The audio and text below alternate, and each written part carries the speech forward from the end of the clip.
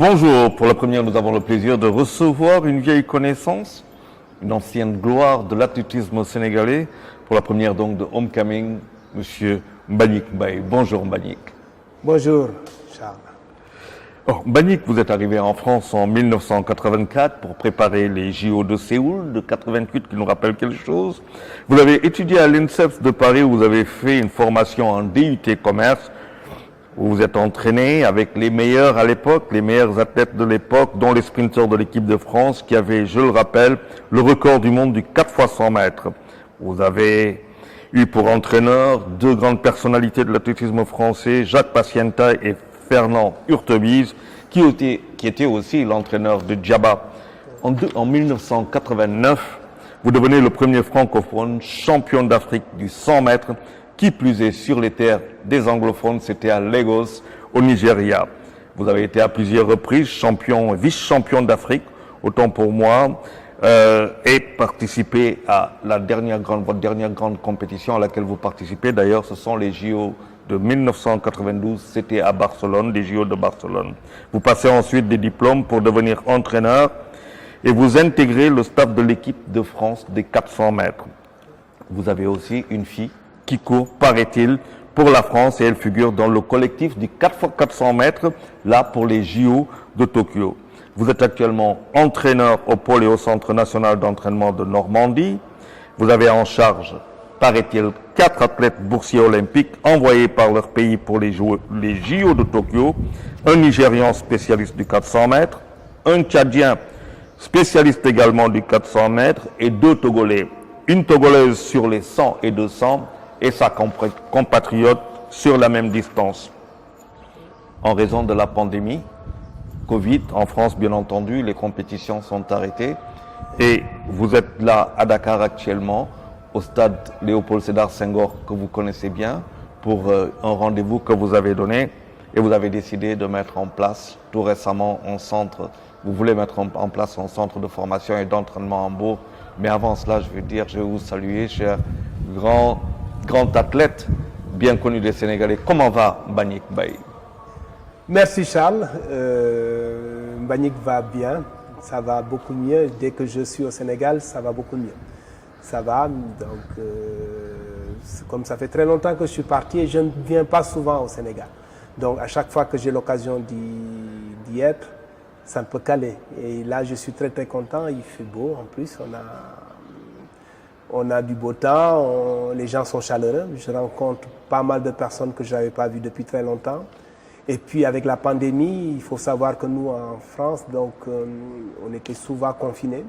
Donc ce qui fait que voilà, il n'y a plus de vie sociale. Donc là, je suis content d'être là. Je suis vraiment content d'être au Sénégal. Et les Sénégalais vous reconnaissent quand ils vous voient? Je pense pas trop parce que en 89, moi j'ai été champion d'Afrique en 1989. Beaucoup de jeunes n'étaient pas nés et puis je suis parti. Quand on parle de mon nom, certes, quand les gens me voient, ils me reconnaissent pas, ils savent pas qui je suis. Mais quand on leur dit que voilà, il a été champion d'Afrique, ils se remémorent. Ah oui, mais je ne pense pas qu'ils me connaissent pas vraiment, mais c'est normal. Parce que j'ai fait toute ma carrière, ma deuxième partie de carrière, parce que ma première partie, c'était ici. Mais si je regarde, je disais à mes adeptes la dernière fois que j'ai plus vécu en France qu'au Sénégal. Donc si on regarde sur le ratio, et je dis donc forcément, et je ne venais pas souvent, je venais que pour... Quand il y avait le meeting du 4 avril, ça c'est la nostalgie que j'ai, quand il y avait le meeting du 4 avril, je venais. Ma dernière grande compétition ici au Sénégal, ça remonte à 92, pour le retour de l'Afrique du Sud. Quand l'Afrique du Sud devait réintégrer donc l'athlétisme et les Jeux Olympiques, donc il y avait un meeting ici, au stade Léopold Senghor, et j'avais participé. Je crois que c'est ma dernière grande compétition. Après, j'ai continué à courir jusqu'en 1996. J'ai arrêté ma carrière en 1996, mais pour mon club, pour les interclubs, mais je m'étais déjà basculé en tant qu'entraîneur. Donc j'étais entraîneur-athlète. Donc du coup, je ne venais pas beaucoup. Et sachant que moi, j'ai une spécificité, c'est que ma famille, du côté de ma mère, on est tous en France. Donc il y avait que mon père qui était ici. Encore, mon père venait, il faisait la navette. Et ma mère était en France. D'ailleurs, elle est toujours en France. Elle était là, mais elle est retournée, mais elle vit en France. Donc ce qui fait que je ne voyais pas tellement l'utilité de venir. Donc j'avais ma famille. Mais aujourd'hui, je vois que ça me manque beaucoup. Et je suis content d'être au Sénégal. Quand je suis au Sénégal, je suis vraiment content. Est-ce que vous pouvez revenir sur 89, ce fameux championnat d'Afrique, ces championnats d'Afrique d'athlétisme desquels vous sortez champion continental? Oui, et ça c'est quelque chose que je ne peux pas oublier parce que moi c'est comme un frère pour moi, Charles Seck. Charles, on était ensemble, on est parti en France ensemble, on s'est entraîné, toujours on avait les mêmes entraîneurs. Et donc, en 89, déjà, on était au Maroc. Il y avait les Jeux de la francophonie en 89. Et donc, on avait couru. On a fait les championnats donc, au Maroc. Et pour préparer le relais, Charles est tombé. Donc, il s'est cassé le coude. Du coup, il ne pouvait pas aller au championnat d'Afrique. Ce qui était un peu difficile pour moi.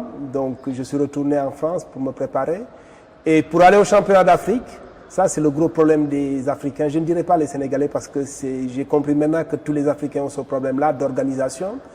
On a reçu nos billets d'avion pour aller au championnat d'Afrique la veille des débuts des championnats d'Afrique. Jusqu'à 14h, on n'avait pas les billets. On nous a envoyé les billets dans l'après-midi, je crois. Il fallait tout de suite aller à l'aéroport. Et donc, on s'est dépêché. Il y avait Baba Karnia, il y avait Cheikh Tidiane Boye, on était quelques-uns. On est passé par Madrid. Et de Madrid, on est allé à Lagos. Donc on est arrivé à Lagos, il était 3h du matin. Et on a vu même que c'est en même temps que la délégation des athlètes sénégalais qui venaient de Dakar arriver. Donc on s'est rencontrés à l'aéroport. Et à l'aéroport, je n'avais plus de bagages. On n'a pas trouvé nos bagages parce que le vol était hyper compliqué.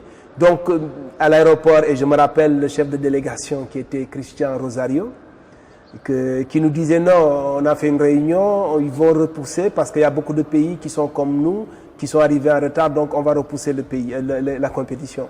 Donc on s'est couché, il était 4h du matin, 4h, 5h du matin, comme ça. À 7h du matin, on frappe à la porte, on me dit, mais Mbagnick, il faut aller courir. Je dis, mais pardon, il dit, oui, il y a les séries des 100 mètres. Je dis, mais c'est pas possible, fatigué. Non, il y a les séries. Je dis, mais moi, j'ai pas de bagage, j'ai rien du tout. Et donc, je me rappelle, c'est Hassan Nia, un ancien athlète qui était là, donc qui est parti me chercher de gauche à droite, on m'a prêté un sous-vêtement, des chaussures par-ci, et je suis parti comme ça, très fatigué. Et il y avait les séries le matin, c'était à 10h. Mais comme j'avais encore un peu de ressources, donc j'ai assuré sur les séries, donc juste pour me qualifier en demi. L'après-midi, il y avait les demi-finales. Pareil, j'ai essayé d'assurer. Donc je suis passé en finale. Et le lendemain, il y avait la finale. Et donc j'ai dit, mais j'ai une bonne nuit, donc j'ai dormi, mais ça ne pouvait pas faire que je pouvais récupérer complètement. Et donc à la finale du 100 mètres, je n'étais pas le favori, forcément, parce qu'on était au Nigeria, sur l'Éré, qui est beaucoup plus grand que ce stade-là, 100 000 personnes. Je l'entendais seulement parler parce que c'était le temple des footballeurs nigérians. Et ce jour-là, comme les Nigérians, c'était la première fois qu'ils organisaient les championnats d'Afrique, le stade était rempli. Alors, on n'entendait pas, tellement qu'il y avait du bruit pour le 100 mètres, pour la présentation, on n'entendait même pas. Et donc, quand on a donné le coup de pistolet, je ne sais pas, je suis parti très très vite. À l'arrivée, je gagne. Donc, mais ce qui était étonnant, mais c'est ce qui me marque toujours, c'est que quand je suis arrivé, on pouvait entendre les mouches voler. On n'entendait plus rien parce que les gens ne s'y attendaient pas. Ils étaient tous abattus. Et on n'entendait d'un côté que les Sénégalais, en fait, et certains francophones, parce que nous, on était souvent ensemble, les francophones, comme on faisait les stages ensemble pour la Confédération et tout ça. Donc, ils étaient contents de voir que j'avais gagné. Et moi, j'avais une fierté parce que ce jour-là, il y avait Lamine Diack, qui était en ce temps-là président de la Confédération africaine. Et pour moi, c'était important que lui, en tant que président de la Confédération africaine, qui était là, que je gagne. Et il est descendu pour me féliciter. Et ça, c'est quelque chose que je ne vais jamais oublier. Donc, c'est important parce que c'était la première fois qu'un francophone devenait champion d'Afrique sur 100 mètres. Parce qu'il faut savoir que le 100 mètres, le 200 mètres, on avait déjà Boubacar Diallo qui était champion d'Afrique sur 200 mètres. Mais sur 100 mètres, qui était le sport soi-disant la discipline reine du moins, il n'y avait pas encore de francophones. Donc il n'y avait que les Nigérians, les Ghanéens. Et donc là, moi, je me suis inclus. Et donc c'était un plaisir. Et ça, je ne peux pas l'oublier. Vous ne pouvez pas l'oublier. Et je rappelle que depuis, d'ailleurs, le Sénégal n'a plus tellement brillé sur les 100 mètres. Pourquoi? Ben, on a eu après, on a eu un sprinter parce qu'on a eu Omar Loum, qui détient d'ailleurs, je crois, le record du Sénégal avec 10-12. Mais c'était le seul, mais il n'y avait pas il n'y avait plus cette concurrence qu'il y avait. Parce que quand je courais, nous, de mon temps, en fait, Omar Loum a couru avec moi. Parce qu'Omar Loum, il est un peu plus jeune que nous, mais il a bénéficié de notre fin de carrière. Donc, il était avec nous. D'ailleurs, il est toujours avec nous, recordman du Sénégal au 4x100. Donc, il a couru avec nous. Mais après lui, il n'y avait plus personne. Quand Charles et moi se sont arrêtés avec certains, il n'y avait plus ce dynamique pour avoir beaucoup de sprinteurs. Et donc, il s'est retrouvé seul, alors que c'était la force. Le Sénégal a toujours été... Les anglophones nous craignaient. C'est-à-dire qu'on avait toujours des sprinteurs, on pouvait se bagarrer, on ne gagnait pas, on n'avait pas encore la possibilité. Et donc là, on était toujours dans la bagarre. Après, Omar Loum est resté seul. Il a fait 10-12, je crois, c'est le record du Sénégal aujourd'hui. Moi, tout à l'heure, il y a quelqu'un qui m'a rectifié, effectivement, parce que c'est Charles avait fait 10-19, et puis Omar Loum avait fait 10-19, et après, on m'a dit qu'Omar Loum a fait 10-12. Mais après ça, on a eu des sprinteurs, mais pas comme ce qu'on pouvait s'attendre, c'est-à-dire que des sprinteurs qui aillent en finale. Et d'ailleurs, ce n'est pas seulement que l'athlétisme, que le sprint, hein, que les sprinteurs. Si on monte, on peut dire que c'est cette année qu'on a aujourd'hui des jeunes qui commencent à monter sur 400 mètres. 100, 200, on n'en a pas. Mais comment vous expliquez, comment le Sénégal, peut-être que vous n'êtes pas toujours ici, mais comment le Sénégal a-t-il pu disparaître comme ça des pistes de l'athlétisme sur lesquelles il brillait quand même? Mais il y a plusieurs, moi je mettrais ça dans plusieurs contextes, de plusieurs choses. La première chose, c'est au niveau structurel, structure. Vous voyez, on est aujourd'hui au stade Léopold Senghor, un stade pour moi qui n'est pas vieux, mais aujourd'hui qui est dans un état tout simplement pas entretenu. Et c'est le seul stade où les gens peuvent organiser des grandes compétitions, ce qui est grave. Le deuxième stade qui était le temple d'athlétisme, c'était le stade Iba Mar Diop. Le stade Iba Mar Diop, nous on est tous passés par là. C'était le temple de l'athlétisme. Aujourd'hui, le stade Léopold Senghor ne peut pas être le temple d'athlétisme parce que il n'y a pas seulement que l'athlétisme, il y a le foot, il y a d'autres sports. Aujourd'hui, effectivement, il y a d'autres sports qui sortent, qui émergent. Et ça, c'est le volet structure. On n'a pas assez de structures qui nous permettent de pratiquer. La deuxième chose, je dirais que c'est une question d'organisation. C'est-à-dire qu'aujourd'hui, moi, j'aime pas tellement dire ça. On me dit que mais ouais, je suis devenu un blanc ou quelque chose. Je ne sais pas. C'est pas les blancs. Les blancs n'ont pas le monopole de savoir. Je suis contre ça. C'est-à-dire que la rigueur, il faut être organisé. Il faut pouvoir avoir une rigueur dans tout ce qu'on fait. Et non pas dire, ouais, mais on va le faire à la sénégalaise. C'est quoi la mentalité sénégalaise ou bien la façon de faire à la sénégalaise? Je déteste ça. Il n'y a pas, ça n'existe pas. On est tous pareils. Et donc, il faut faire les choses comme ça se fait partout pareil. C'est-à-dire que la rigueur, il faut qu'on le mette en place. C'est-à-dire qu'il faut travailler par méthode, chose qu'on ne fait pas. C'est-à-dire que faire du à peu près, moi je déteste faire du à peu près. C'est-à-dire qu'il faut mesurer les choses, il faut identifier, mesurer et pouvoir optimiser, chose qu'on ne fait pas. Certains le font dans d'autres domaines. Vous êtes en train de dire qu'il y a des standards desquels on ne peut pas descendre si on veut être dans le haut niveau?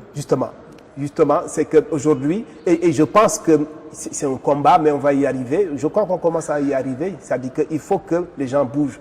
Après, c'est difficile, hein, c'est la société qui est comme ça, dans tous les niveaux. C'est-à-dire que je discutais avec un ami, je lui disais que oui, je voulais faire quelque chose. Il me dit, mais toi, tu ne peux pas le faire. Je lui dis, pourquoi? Il me dit, mais non. Tu n'as pas la mentalité. Je lui dis, mais c'est quoi la mentalité sénégalaise? Il faut m'expliquer. C'est-à-dire qu'il n'y a pas, aujourd'hui, il y a beaucoup de personnes qui reviennent, il y a des gens qui sont là, qui ont des conceptions qu'on trouve partout dans le monde et qui peuvent faire évoluer le pays. Ce n'est pas seulement au niveau de l'athlétisme, hein, c'est au niveau de la société en général. Mais quand on regarde ce stade, vous disiez tantôt que ce stade n'est pas vieux, effectivement il n'a que 28 ans, mais 28 ans après, quand on voit comme il est-ce qu'il ne reflète pas la mentalité sénégalaise justement? Peut-être. je te le concède, mais tout simplement, c'est parce qu'on a voulu que ça reflète à la mentalité sénégalaise. C'est quoi la mentalité sénégalaise? Le laxisme. Moi, je dis non, on n'est pas laxiste. Parce que, si l'histoire du Sénégal, on a toujours eu des personnes vaillantes. On a toujours eu des gens qui se bagarraient sur certaines choses. Quand on entend l'histoire, je pense que c'est pour ça que les gens doivent toujours venir se ressourcer, prendre cette chose sur le... Et ça, c'est pas le Sénégal. Moi, en tout cas, le Sénégal que jusqu'à mon départ, mais pourtant je ne suis pas vieux, mais c'est pas le Sénégal. On avait ce fighting spirit, comme on dit, on avait le fait de vouloir et de faire et non pas dire que non, parce que la facilité, c'est ça aussi. Moi, je dis la mentalité, c'est pas une mentalité sénégalaise, c'est une mentalité d'utiliser la facilité et ne pas vouloir combattre. C'est-à-dire qu'on ne peut rien avoir sans rien du tout, sans se mouiller la chemise, comme on dit. Et ça, c'est important. Donc, pour moi, il y a des choses qu'on peut faire et on va y arriver. Et cette mentalité-là, c'est un combat. Hein, c'est un combat et c'est partout, à tous les niveaux, à l'échelle de la société. Mais pour revenir sur l'athlétisme, aujourd'hui, on a des choses à faire et moi, je mène un combat avec les dirigeants. En fait, ce n'est pas un combat, je leur dis gentiment, je leur dis même, ne restez pas sur vos lauriers. Il ne faut pas qu'on reste dans nos lauriers. On a fait des choses. Forcément, ça va nous donner des repères. On a fait des choses, donc on peut les refaire. Mais avec une méthode. Ça dit que le monde bouge, les gens évoluent.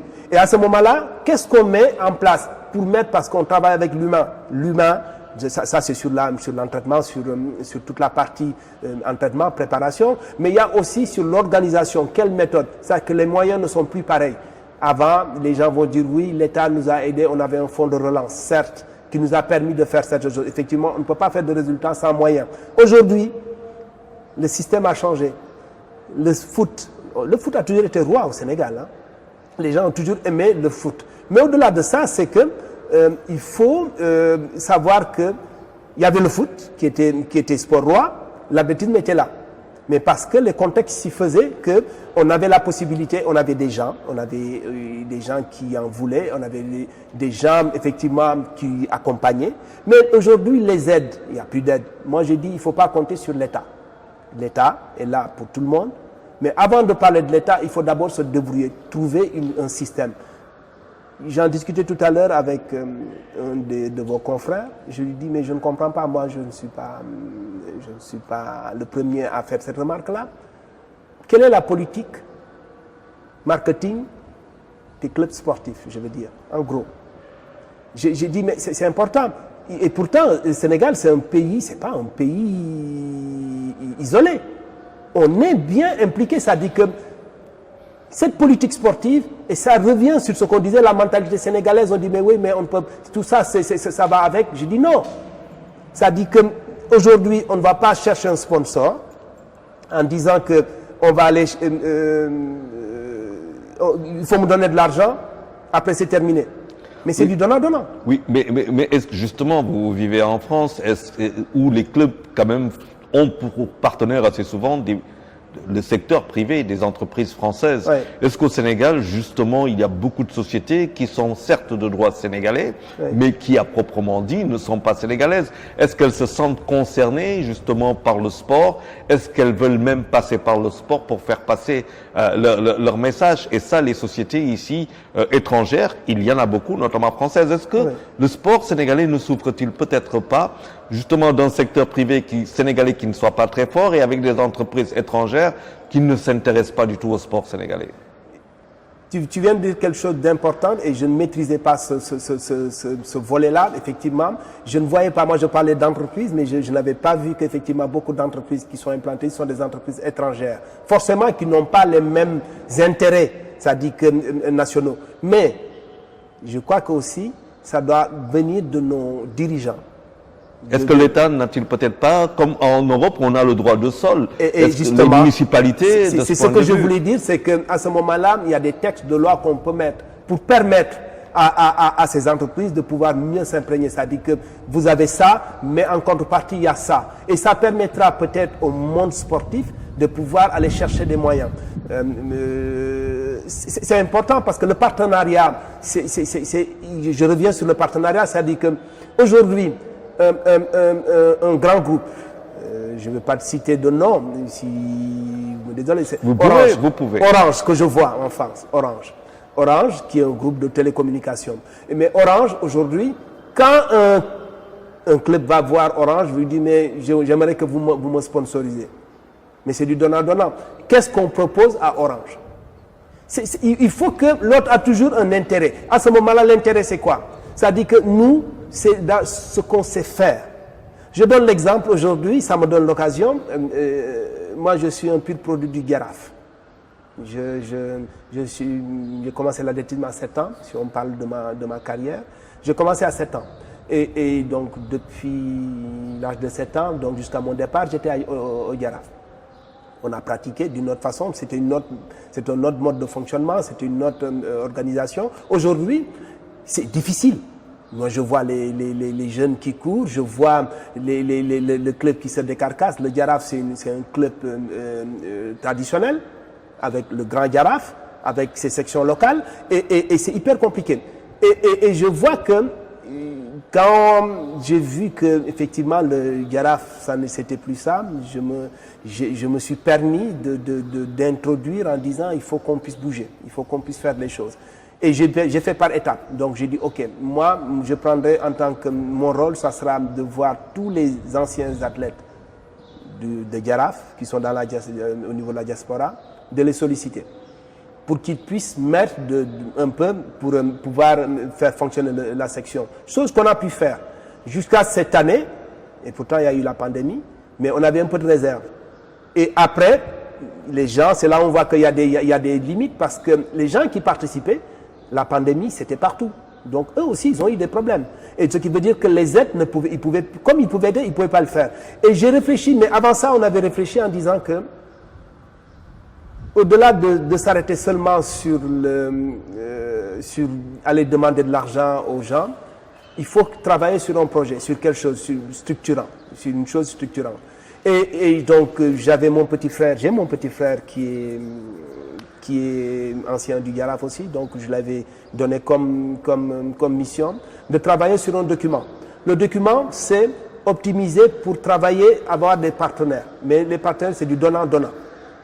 C'est-à-dire qu'on ne va pas demander qu'un partenaire de nous donner de l'argent seulement, mais en contrepartie, qu'est-ce qu'on va faire pour le partenaire? Et donc, ce qu'on a proposé, c'est essayer de signer des conventions avec des groupes qui veulent. Et ce que je disais, on va utiliser ce qu'on sait faire. On sait faire le sport. Le sport, c'est notre domaine. Et donc, qu'est-ce qu'on va dire? OK, on va dans une entreprise, on dit, OK, nous, on aimerait faire un partenariat avec vous. Mais avant de parler de sous, ce que vous allez nous apporter, nous, on va vous dire ce qu'on peut vous apporter. Et ce qu'on peut vous apporter, c'est, OK, vous avez des salariés, on peut travailler, on peut intervenir sur vos salariés sur le sport santé. Afin qu'ils tombent moins malades. Sur le sport santé, parce que le sport santé, c'est important aujourd'hui, chose qu'on ne développe pas. On est toujours sur le sport de compétition, sur le sport traditionnel. Aujourd'hui, ce n'est pas ça. Même en Europe, aujourd'hui, c'est le sport santé qui parle beaucoup plus. Et c'est ça. Et ça, donc nous, on sait faire. C'est notre, donc il faut qu'on puisse démocratiser et changer notre travail. Donc ça, on le propose. C'est la première chose qu'on propose à l'entreprise. La deuxième chose, l'entreprise, les salariés ont des enfants. Nous, on va s'occuper de vos enfants. C'est-à-dire que ce n'est pas de la garderie, mais ça peut se ressembler, mais 2 fois dans la semaine, on va s'en occuper. Sur le cadre sportif. Sur le cadre sportif. C'est-à-dire que ça nous permettra aussi, nous, d'avoir plus de licenciés. C'est des écoles. Mais au moins, on va s'en occuper. C'est même de la détection. Justement, c'est la détection. Mais comme les enfants, donc c'est le loisir, on est sur le loisir, et puis donner des bonnes bases. Donc au moins, on va s'occuper de leurs enfants. Ça dit que ça, c'est important. Chose qui ne se fait pas réellement, parce qu'en Europe, tous les mercredis, les parents, mercredi et samedi, les parents mettent leurs enfants dans les clubs de foot, donc là, nous, on dira, l'entreprise, les enfants de la boîte, on les récupère, on peut s'en occuper. Ça, c'est la deuxième chose. La troisième chose, on va travailler sur tout le volet communication. C'est-à-dire que sur tous les réseaux sociaux, sur toute la communication qu'on fera, on le verra. Donc, c'est un packaging qu'on fait. Mais je ne l'invente pas. C'est des choses que certaines personnes qui sont beaucoup plus aguerries que moi, qui sont beaucoup plus, pouvaient le faire. Et après, c'est comment le vendre. Peut-être là où on va buter, c'est la mentalité sénégalaise, ce qu'on me dit, ce que je refuse à entendre. Parce que je me dis, mais ce que je suis en train de dire, on aurait pu le mettre depuis longtemps. C'est des choses simples. Absolument. Absolument. Alors, dites-moi, pour un Sénégalais qui est quand même entraîneur d'une équipe, d'une équipe française, vous êtes dans le staff du 4x400, comment cela se passe-t-il pour un Sénégalais, un Africain mais un Sénégalais, d'intégrer un groupe comme celui-là? Bah, il faut savoir que ça fait très longtemps. Moi, je suis au Stade Sottevillers 76, qui était le 4e club, le 3e club français. Aujourd'hui, on est 4e, on a reculé même. Et en Normandie, donc maintenant c'est la Normandie, mais on était en Haute-Normandie, on était même en Normandie, on est le premier club. Et donc, on avait toujours, moi, ça fait très longtemps que j'étais dans le pôle. En fait, ici, c'est les pôles d'entraînement. Donc, c'est des pôles décentralisés. Dans chaque ligue, ils ont des pôles. La fédération a décentralisé sous la responsabilité d'un CTR, donc un conseil technique régional, qui y a en charge, donc ce sont des fonctionnaires, mais qui ont la charge de mettre une équipe autour d'eux sur un pôle. Le pôle, c'est qu'on va recruter les meilleurs jeunes, on les amène dans le pôle, ou moyennant, donc ils ont des facilités pour l'école, ils ont des facilités pour le suivi social, en fait, voilà, beaucoup de choses. Mais donc, ce sont les meilleurs qu'ils ont dans un centre. Et donc, moi, ça, depuis 96, 98, j'étais entraîneur au pôle. Donc, j'entraînais les pôles. Et c'est là où, effectivement, j'avais entraîné un jeune qui est devenu après champion d'Europe au 4x4 de l'équipe de France. Et c'est là, effectivement, comme il montait, parce que j'en avais 2 ou 3 qui étaient de bon niveau, et donc qui était toujours au championnat de France, qui était finaliste au championnat de France.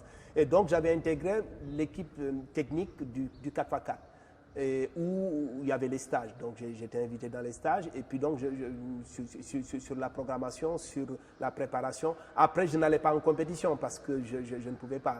Sur ce truc-là, c'est l'entraîneur national qui allait. Mais sur le pôle d'entraîneur, j'y étais. Et ça me permettait, moi, de découvrir des choses. Après, on a de la formation derrière. Chose que je veux imposer ici, en fait, c'est-à-dire que trouver les moyens. Vous voulez partager à travers notre association ASRA, on est en train de poser ces choses-là, ce qu'on voulait faire aujourd'hui, mais on va le faire tout doucement sur des cliniques, c'est-à-dire que sur des rencontres thématiques, échanger et amener des outils pédagogiques pour permettre aux gens de progresser. Moi, j'ai progressé comme ça. Hein. J'ai rencontré, effectivement, être un athlète de haut niveau ne veut pas dire que tu seras un bon entraîneur. C'est faux. Il faut se former. Et il faut avoir de l'expérience. Donc moi, il y a tout ça avec les rencontres, parce qu'on a des thèmes, des rencontres thématiques. On a des fois sur de la formation. Et tout ça, ça nous permet, et puis la rencontre d'autres entraîneurs, ça nous permet de se faire sa sauce et puis de pouvoir avoir sa méthode d'entraînement. Alors tout à l'heure ici, ce matin, vous avez réuni plusieurs dizaines d'enfants, justement dans un clinique. Comment ça s'est passé? Ben, ça revient donc sur ce que je disais. Je fais partie d'une association, donc ASRA. Donc c'est le t-shirt que j'ai là en fait parce qu'on avait l'animation aujourd'hui. Alors ça veut dire quoi, ASRA? Donc ASRA, ça fait Académie sénégalaise. Académie sportive sénégalaise, pour la relance de l'athlétisme. Académie sportive sénégalaise pour la relance de l'athlétisme. Et donc cette association-là est composée de beaucoup d'athlètes, d'anciens athlètes qui sont au niveau de la diaspora. On en a aux États-Unis, au Canada, en Europe et ici au Sénégal, parce que nos actions, c'est pour le Sénégal. Et donc, partout où on essaie de travailler. Donc, Néné Sangaré, qui était là tout à l'heure, qui est la présidente, est en France. Moussa Fall, l'ancien coureur de 800 mètres, Moussa Fall 2, est en Italie, c'est le vice-président. Il y a une deuxième vice-présidente qui est ici. Le trésorier Ibrahima Tamba, est en France. Moi, je suis président d'une commission, la commission développement, qui englobe toute la partie technique et donc sur des projets. Je suis en France. Donc, mais dans chaque commission, on a des vice-présidentes qui sont ici. Le trésorier a une adjointe qui est ici. Parce que toutes nos actions vont se passer ici. Même ce qu'on fait, c'est qu'on travaille de façon pragmatique. Aider, c'est bien. Si on prend seulement nos moyens au mètre, ça ne sert à rien du tout. Il faut pouvoir voir comment aider, accompagner pour la relance de l'athlétisme. Et pour ça, il a fallu qu'on puisse travailler avec la fédération. Donc la fédération, pour le rassurer que nous, on n'est pas là pour prendre la place de qui que ce soit. On est là seulement. Et les rassurer? Voilà, il fallait les rassurer parce que c'est important. La première chose, c'est rassurer les personnes. Vous n'êtes pas là pour la présidence ni pour quoi que ce soit. Ça ne nous intéresse pas. Mais l'athlétisme, vous n'avez même pas quelqu'un qui peut se qualifier au jeu. Alors que nous, de notre temps, C'était On était le plus grand contingent parce qu'on faisait tous les moyens, nos minima. Les minima. On faisait les minima, on y allait. Et aujourd'hui, ce n'est plus possible. Même si on nous dit que le système a changé, ça ne veut rien dire. Parce que nous, on était déjà au niveau mondial. On faisait les meetings, donc on rencontrait les meilleurs. Donc on les rencontrait. Aujourd'hui, c'est très difficile. Nos athlètes ne peuvent pas rencontrer les meilleurs parce qu'ils n'ont pas les chances, ils n'ont pas les moyens. Ça revient sur la question que tu m'avais posée tout à l'heure, sur les niveaux, les plusieurs niveaux. Pourquoi notre athlétisme est mort? Structure, organisation, et puis moyens, et puis relationnel. Et donc tout ça, nous, ASRA, on a réfléchi à tout ça. On a dit comment on peut aider notre athlétisme. Mbagnick, est-ce que le Sénégal ne manque-t-il pas d'ambition pour son athlétisme, surtout quand on sait que ce pays compte 30%, 65-70% de jeunes de moins de 35 ans, dont beaucoup pourraient courir le 400 mètres, voire le 800 mètres? Mais tu as parfaitement raison, ce que tu dis. Moi, je dirais même sur toutes les épreuves techniques. Si on revoit l'historique de l'athlétisme au Sénégal, Amadou Diaba a fait 2,19 m au 100 hauteur. Moussa Fall, qui avait le record d'Afrique et qui a le record du Sénégal au 100 hauteur, 2,20 m. On en a plusieurs sauteurs. On a eu des sauteurs 8,46 m. Cheikh Tidiane Touré. Après, il y avait Badara Meng. Mais moi, j'ai été sauteur. Au sprint, on avait des sprinteurs qui étaient à moins de 10-20. Et donc, tout ça, effectivement, on a ce qu'il faut. On a toujours. Ce n'est pas qu'aujourd'hui, on ne l'a plus. On a ces jeunes-là. Moi, aujourd'hui, je suis venu à la compétition, j'ai regardé, mais j'ai dit, mais on a un réservoir énorme. La seule chose, c'est qu'il faut qu'on retourne sur le travail et la méthode. La méthode, c'est important. Si on n'a pas la méthode, ça dit que vouloir et faire, ça fait deux. Si on n'a pas la méthode, on ne va pas y arriver. Ça dit qu'on identifie la chose et on essaie de voir comment, en mettant le curseur. Voilà. C'est dans un an, je suis là. Dans un an, je dois être là. Comment je vais y arriver? Quelles sont les méthodes à mettre? Et puis et dès l'instant qu'on a identifié, parce que le diagnostic c'est important. Moi, je ne vais pas apprendre ça à des gens. Comme j'ai dit, je suis le moins capé techniquement ici. Mais la seule chose, c'est que peut-être c'est ma vision, ma vision de faire les choses. J'aime bien poser les choses sur l'organe. Il faut que ça soit organisé. Je n'aime pas l'improvisation. Tout ce qui est improvisé, c'est pas bon. Et certains s'y retrouvent. Moi, non. Ça dit que ça me permet de pouvoir faire après mon bilan. Il faut pouvoir évaluer les choses. C'est en évaluant qu'on peut faire mieux après. Mais si on improvise, on ne peut pas évaluer parce qu'on n'a pas préparé avant. Donc il faut mettre les moyens et les documents. Et ça, c'est important pour moi. Donc c'est là où je vais amener les choses. Et que je suis persuadé que, Charles, je te dis, en tout cas là, on est parti avec ASRA. Et ASRA, il y a ASRA, il y a d'autres associations d'anciens aussi. J'oublie les noms. Mais il faut qu'on travaille tous pour l'athlétisme. Et pour travailler pour l'athlétisme, on évite les divisions. Il faut qu'on puisse travailler de façon organisée. Et là, on va réussir parce qu'aujourd'hui, on a fait des manifestations. Moi, j'étais content de voir une soixantaine ou plus de gamins qui étaient là. Et ça veut dire qu'on a la matière. Maintenant, comment faire de cette matière-là? Et d'ailleurs, c'est pour ça qu'on a dit, OK, on a les jeunes, on a les encadrants, il faut donner des moyens aux encadrants. Il faut les former. Il faut leur donner des outils pédagogiques qui leur permettront d'optimiser les choses. Parce que ces encadrants-là, ce sont les formateurs des futurs champions. Si à la base, la formation n'est pas bien faite, forcément le gamin aura des lacunes. Il va faire des résultats, ce n'est pas un problème parce qu'avec l'âge ou la fluctuation, parce que la taille, ce n'est pas grave, on peut voir, mais arriver à un niveau, il va stagner. Et c'est là où le gamin va se retourner et dire, mais j'ai un problème. Je ne vois pas. Parce que tout simplement, il a raté des cases. Et ces cases-là, c'est avant qu'on doit les colmater. Et ça, c'est important. Donc, nous, le travail qu'on veut faire, c'est ça. Sur la petite catégorie, accompagner nos accompagnateurs. Et aujourd'hui, la fédération, sur l'outil qu'on va mettre en place, la fédération est intéressée. Donc, on va travailler avec la fédération sur ça pour permettre de le faire. Après, il y a le haut niveau. Ça, c'est autre chose. Aujourd'hui, au Sénégal, je le disais tout à l'heure, on a une équipe de 4x4. On a des coureurs de 4x4, de 400 mètres, qui commencent à... La dernière fois, il y a un jeune qui a fait 46-19, si je ne me trompe pas. 46-19, ça commence à être intéressant. C'est-à-dire que l'équipe de relais peut nous valoir des satisfactions. Comment les mettre dans de bonnes conditions? Ça aussi, ASRA peut participer. C'est-à-dire que nous tous, on est à l'étranger. On a des possibilités. Ce qu'on propose, c'est que si la fédération travaille avec nous, nous demande voir qu'est-ce qu'on peut apporter, on peut très bien travailler avec eux, même de façon individuelle. Moi, personnellement, je le dis, mais j'ai dit de façon individuelle, je peux héberger les coureurs de cartes et je peux les mettre dans le centre d'entraînement. Parce que ma position me permet, parce que je suis un vieux de la vieille, là je te le dis là, parce que j'ai été président du comité départemental. Le comité départemental est plus licencié qu'ici, la fédération sénégalaise.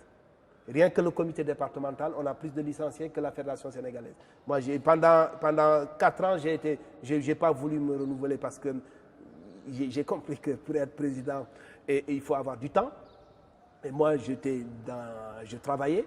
Et donc, beaucoup de réunions, c'était dans la semaine.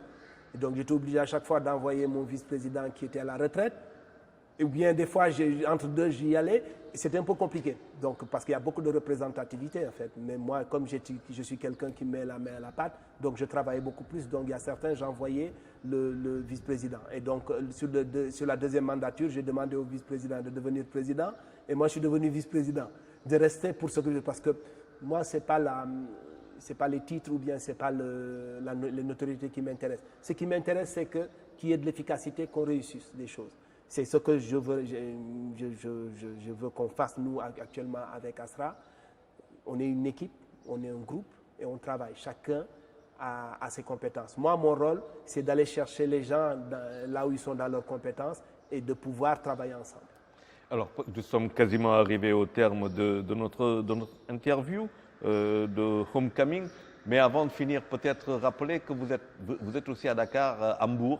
Vous avez décidé de construire un centre d'entraînement et de formation. Pourquoi Hambourg?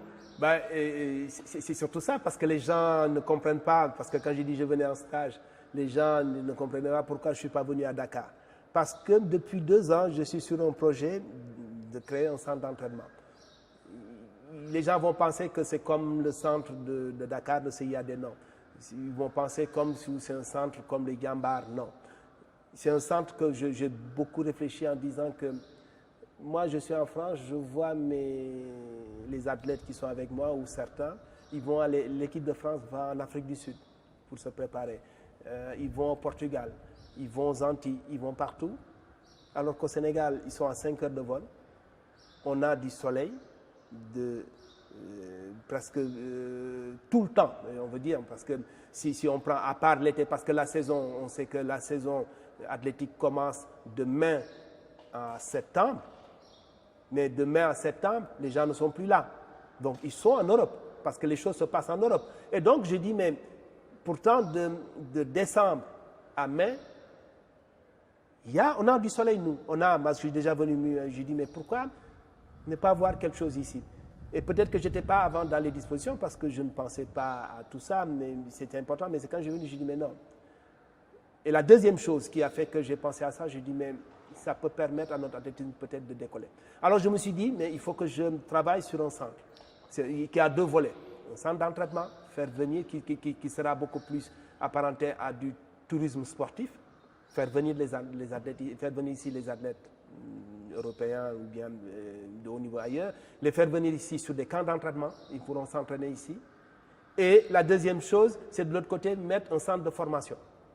C'est-à-dire que recruter des gamins ici qui vont s'entraîner dans le centre et qui vont leur permettre, donc pareil, en mai, de partir en Europe, faire des tournées de compétition. C'est des choses que je n'invente rien du tout, parce qu'en Jamaïque, ça fonctionne comme ça. C'est-à-dire qu'ils ont le soleil, ils ont ce qu'ils font, mais ce n'est pas seulement le fait d'avoir le soleil, il y a la structure. Donc tout ça aussi, je reviens toujours moi sur une méthode. Il faut organiser tout ça. Et donc j'ai choisi Mbour. Au début, ce n'était pas Mbour, c'était Thiénaba. Je devais le faire à Thiénaba. À Thiénaba, on m'offrait 10 hectares où il y avait plein de choses à faire. Après, certains m'ont déconseillé, me disant que non, c'est un peu loin et puis c'est pas ça et tout ça. Après, je me suis dit, mais moi, j'aimerais bien vers la Petite Côte. Donc, vers la Petite Côte. Et donc, je regardais, comme je suis têtu, quand j'ai quelque chose, donc j'ai regardé et je disais, mais j'aimerais bien vers la Petite Côte. Et j'ai rencontré Donc, quand j'ai vu avec la pandémie, parce qu'il y a plusieurs trucs, donc, parce que le projet était en train d'écrire et le projet est en train d'avancer parce que j'y travaille avec des personnes, j'ai bougé. Et donc, quand je me dis, OK, il faut que je revoie mon projet, si je ne le fais pas à Thiénaba, il faut que je le fasse ailleurs, il faut que je trouve peut-être avec l'existant, je fasse bouger des choses. Alors, j'ai dit, mais si je le fais sur la Petite Côte, j'ai dit, mais oui, mais on me dit qu'à Hambourg, il y a une piste d'athlétisme. Et je vois que la piste n'est pas, elle est plus récente que cette piste-là. Et donc, j'ai dit, mais OK, si on a une piste, on n'est pas loin de l'aéroport, parce que tout ça, il faut le compter. Ça dit que maintenant, avec l'autoroute, on n'est pas loin de l'aéroport, on peut venir et il y a la mer. Parce que quand tu vois du tourisme, donc il y a tout ça qu'il faut mettre. Et donc, j'ai dit, mais on a ce qu'il faut. Après, qu'est-ce qu'il faut faire? Après, je me dis, mais au lieu de construire un stade, c'est un coût qui était déjà budgétisé dans mon projet. J'ai dit, cet argent-là, peut-être l'amener au stade. Faire. Et donc, ce qui a fait que je suis venu en stage ici, parce qu'avec la pandémie, on n'a pas de compétition, nous. Donc, j'ai dit, je viens en stade ici. Mais mon stage, c'est beaucoup plus de montrer à certaines personnes qu'on peut faire des choses ici. Ça, c'est d'un. Et de deux, essayer de faire du repérage. Donc, j'ai commencé à voir. Et c'est là où je suis un peu déçu parce qu'on en parle ici. Au stade, ici, il n'y a pas d'entretien. Mbour, c'est pire. Quand je suis allé, j'étais découragé parce que j'ai vu, mais parce que le foot, mais je ne mets pas la faute sur le foot. Hein. Je mets la faute sur les responsables du stade, ou bien les gens qui géraient le stade. Parce qu'en France, moi, dans mon club, au stade Sotteville 76, il y a du foot. Mais quand les footballeurs y vont, on met des tapis. C'est bien réglementé sur la piste pour qu'ils aillent sur le terrain. Qu'ils n'écrasent pas le tapon, voilà. Qu'ils n'endommagent. Mais là, quand j'ai vu la piste de Mbour sur la ligne droite de 100 mètres, mais c'est pas possible. Nous, on est obligé de travailler sur 300 mètres de l'autre côté. Donc, quand je viens, on va de l'autre côté. Et tout ça, pas de matériel. Heureusement que nous, Asra avait amené des starts. J'ai emprunté les starts d'Asra et j'avais amené du matériel pédagogique. Parce que comme on fait, donc je dis, il n'y a rien. Alors je me suis dit, il y a une possibilité. Si je ne construis pas de stade, il nous faut un conventionnement sur le stade de Mbour, où moi, l'argent que je devais mettre pour construire, je le mettrai là pour réhabiliter la piste, amener du matériel pédagogique, c'est-à-dire que mettre tout ce qu'il faut pour un stade. Mais ça ne sera pas pour la compétition, ça sera surtout pour l'entraînement. Ça, c'est d'un. Et puis, ça sera aussi pour la formation des entraîneurs. Et l'hébergement, ce n'est pas un problème, parce que sur la Petite Côte, il y a ce qu'il faut. Il y a des hôtels que je peux voir en conventionnement, travailler, avoir ce qu'il faut. Donc, ça, c'est passé. Le gros problème, c'était au niveau structure. Et la deuxième chose qui faisait que sur mon projet, parce que c'est là que j'ai dit c'est différencié, moi, le médical, c'est important. Et mon projet, je ne pouvais pas. Pourquoi je ne l'ai pas fait jusqu'à présent? Parce qu'il me fallait, et moi, comme j'ai dit, je suis têtu, il me fallait une structure médicale digne de ce nom comme en Europe. Et cette structure médicale, ça coûte 1 million d'euros. Je le savais. Mais 1 million d'euros, c'est important. Ça dit que c'est un packaging, il y a tout ce qu'il faut. C'est un centre avec des médecins, des posturologues, des médecins de sport, des chiropracteurs, des podologues. Et puis, il y a tout ce qu'il faut sur le déplacement biomécanique. Et puis, il y a un centre de cryothérapie. Parce que tout ça, c'est important. Parce que quand tu fais venir des athlètes de haut niveau de l'étranger, ils viennent, ils voient que ça, c'est bingo. Ils vont dire, mais on a ce qu'il faut. Ça, c'est important. Parce qu'un athlète qui vient, même s'ils viennent avec leur kiné et tout ça, mais il faut que sur place, ils savent quand ils viennent, ils savent que la structure, c'est bien. Ils ont ce qu'il faut. Et ça, c'est important. Ça nous permettra, nous, donc, de faire venir du monde. Mais ça aussi, ça permettra à nos athlètes d'atteindre un autre niveau. C'est-à-dire d'être dans du professionnalisme. Et ce projet-là, comme j'ai dit, moi j'y tiens, je reviens sur le mot têtu, je veux que ça soit privé. C'est-à-dire que je ne veux pas d'argent de l'État. Mais vous en avez discuté avec des responsables de l'État pour qu'ils comprennent le projet? Non. On me dit, et je n'ai pas encore rencontré les responsables de l'État, je suis disposé à rencontrer le ministre. Vous avez essayé? Pas encore, je vais essayer. J'ai demandé à quelqu'un que j'aimerais bien rencontrer. C'est un projet intéressant pour le Sénégal. Et parce que ce projet-là, pour moi, quand j'ai dit que c'est pour le Sénégal aussi, parce que je suis profondément sénégalais, et je sais que le Sénégal organise en 2026 les Jeux Olympiques de la jeunesse, j'aimerais qu'on puisse avoir des jeunes Parce que comme on est là, comme on est parti là, s'il n'y a pas une structure, s'il n'y a pas une structuration, s'il n'y a pas quelque chose, on n'aura pas de jeunes. En athlétisme, en tout cas, je veux parler moi. Alors que l'athlétisme, c'est une vitrine. Parce que l'athlétisme, c'est le seul sport où il y a beaucoup, toutes les caméras c'est le sport olympique numéro 1, mais même s'il y a d'autres sports, effectivement, mais c'est le sport où tout est braqué pour les Jeux olympiques. Et c'est important. Donc, si on part, et donc j'ai dit, c'est un combat aussi que je dis, c'est que ma participation, ça sera ça peut-être. Et ça, je veux le mettre en place. Forcément, effectivement, je ne peux pas le faire sans les autorités. Je vais rencontrer le maire de Mbour. Je vais rencontrer sur un plan pour avoir plus de visibilité sur le stade. Parce qu'aujourd'hui, on m'a dit que c'est des stades décentralisés. Aujourd'hui, ce sont les collectivités territoriales, donc notamment la mairie de Mbour, qui gère le stade de Mbour. S'il y a c'est du conventionnement, qu'est-ce qu'on fait? Moi, je dirais ce que je peux apporter. Par contre, il faut qu'il y ait des garanties. Parce que tu ne peux pas mettre quelque chose sur un terrain. Sinon, ça veut dire qu'il faut que j'aille trouver mon terrain et puis faire mon stade. Chose que je ne veux pas. C'est-à-dire que si je peux participer, parce que pour moi, c'est participer au développement de notre sport. Mais après, effectivement, si le stade, on peut faire un terrain de foot pour accueillir des clubs, moi, ça ne me gêne pas. Dès l'instant qu'on respecte, et avec l'entretien, ça dit que c'est important. Il faut qu'on respecte parce qu'on peut garder des choses le plus longtemps possible, mais tout dépend de l'entretien. Mbagnick, cher Mbagnick, nous sommes arrivés au terme de cette première. Vous faites la première de Homecoming. Alors, avant de vous laisser le mot de la fin, peut-être une petite anecdote. C'est vous qui m'avez fait abandonner l'athlétisme. Ça, c'est vrai. Mais ça, c'est quand on était au lycée, Charles. Mais tu étais un bon sprinter. Hein? Moi, je sais que tu étais un bon sprinter, mais tu aurais dû continuer. Je suis persuadé que tu aurais pu nous valoir des Mais vous me battiez tout le temps. Mais ce n'est pas grave, c'est comme ça qu'on fait. Toutes les courses. Hein? Ça dit qu'il faut toujours quelqu'un te battre. Mais tu aurais pu t'accrocher. Les gens ne le savent pas. Mais voilà, on en parle aujourd'hui. Tu étais un grand sprinter. Tu aurais pu être un grand sprinter si tu avais continué. Et là, c'est vrai. Mais je suis content de participer effectivement à ton émission, qui me fait plaisir parce que, comme je dis, moi, je viens de moins en moins au Sénégal, même si je compte maintenant y venir souvent. Même pour le centre dont je parle, je ne suis pas persuadé, si je le mets en place, je ne suis pas persuadé d'être à la manœuvre. C'est-à-dire que, tout simplement, ce que je dis, c'est un centre qui permettra aussi de trouver du travail aux gens. C'est important. C'est-à-dire que ce n'est pas seulement... Aujourd'hui, le sport, c'est une économie. Par le sport, on peut gagner beaucoup d'argent. On peut avoir des choses, on peut faire travailler des gens. Et ça, tout simplement, il faut qu'on le sache. Ce que je veux faire comprendre aux gens, mais je ne suis pas le premier à le dire, que le sport aujourd'hui a plusieurs facettes. Il ne faut pas qu'on regarde seulement le sport pur et dur. Le sport aujourd'hui, c'est une économie. On le sait par le foot, effectivement, on le voit. Mais il n'y a pas que le foot. Dans d'autres sports, c'est pareil. Et au-delà de pratiquer seulement sur l'argent qu'on donne, on peut faire vivre des gens. Les gens peuvent y travailler. Et donc, à tous les niveaux. Donc, moi, c'est un projet, effectivement, qui me tient à cœur pour ça. En tout cas, merci beaucoup. Merci. C'était la première de Homecoming. À la prochaine pour un autre numéro. Merci, Charles.